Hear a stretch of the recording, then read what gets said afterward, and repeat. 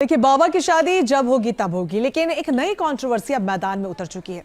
जो कश्मीर फाइल्स और केरल स्टोरी के साथ हुआ, वही अब दो आने वाली फिल्मों के साथ हो रहा है, यानी कि इस्लामोफोबिया का इल्जाम और फिल्म को बैन करने की मांग। इस बार कौन सी फिल्म से खफा है बैन मांगने वाली जमात, और इन फिल्मों में ऐसा क्या है जो मौलाना तक को परेशान कर रहा है? आप भी देखिए और बैन की इस कहानी को गौर से समझिए। ये भारतीय जनता पार्टी हिंदू मुसलमान मंदिर मस्जिद भजन कीर्तन अजान लव जिहाद हिजाब नकाब मदरसा और फिल्मों के माध्यम से देश को बांटना चाहती है। फिल्मों के जरिए से उसको बदनाम करने की कोशिश करना, मैं समझता हूं कि यहाँ के हिंदू मुस्लिम भाईचारे को आग लगाने के बराबर। एक मौलाना, एक मुस्लिम नेता और निशाने पर एक फिल्म है, नाम है अजमेर 92।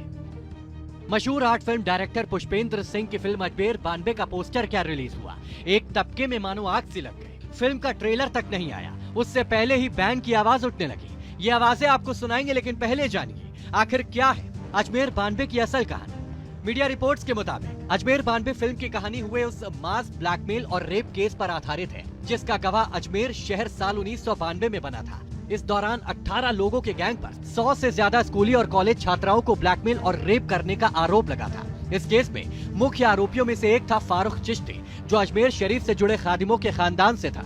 आरोपियों में से 3 फारूक, नफीस और अनवर चिश्ती कांग्रेस से जुड़े हुए थे। इस मामले में कई लोगों को, करीब इसमें 11-12 लोगों को गिरफ्तार किया। इसमें एक फोटोग्राफर भी था, कैलाश सोनी, जो इनकी फोटो लड़कियों की और इनके साथ असली चित्र खींचने का काम कर रहा था। जब उन युवकों को शक हुआ कि कहीं यह हमारी पोल न खोल दे, तो उन्होंने उस फोटोग्राफर के साथ भी लड़कियों के साथ असली फोटो खींच लिए, ताकि कहीं गए। वो बहुत घबराए और परेशान रहा, और अंत में जाकर उसने पति पत्नी ने आत्महत्या कर ली। इस मामले में करीब पूरे देश में ये मामला काफी उजागर हुआ। इतने बड़े पैमाने पर ब्लैकमेलिंग और धमकियों का इस्तेमाल कर लड़कियों की इज्जत से खिलवाड़ किया गया। कुल 6 पीड़ितों के सुसाइड करने की खबरें तक सामने आई, और जब इस कहानी को फिल्मी पर्दे पर लाने की कोशिश की गई, तो भड़क गई एक जमात। 1000 साल से मुल्क ही नहीं बल्कि बैरून मुल्क की हर कम्युनिटी ने, हर मजहब ने और हर कौम ने तस्लीम किया है, और वहाँ से हर एक की आस्था और मोहब्बत और अकीदत जुड़ी हुई है। ऐसे हाल में ऐसे ऋषि मुनियों को, जो हिंदुस्तान में गंगा जमनी तहजीब की एक वाज़ेह अलामत हो, फिल्मों के जरिए से उसको बदनाम करने की कोशिश करना, मैं समझता हूं कि यहाँ के हिंदू मुस्लिम भाईचारे को आग लगाने के बराबर। ये भारतीय जनता पार्टी हिंदू मुसलमान मंदिर मस्जिद भजन कीर्तन अजान लव जिहाद हिजाब नकाब मदरसा और फिल्मों के माध्यम से देश को बांटना चाहती है, हिंदू को मुसलमान से लड़ाना चाहती है। लेकिन देश की जनता वो भारतीय जनता पार्टी की इस साजिश को समझ चुकी है। एक के बाद एक फिल्में आती रहेंगी, लेकिन देश का हिंदू और मुसलमान अब वो लड़ने नहीं जा रहा। वो भारतीय जनता पार्टी की साजिश को नाकाम।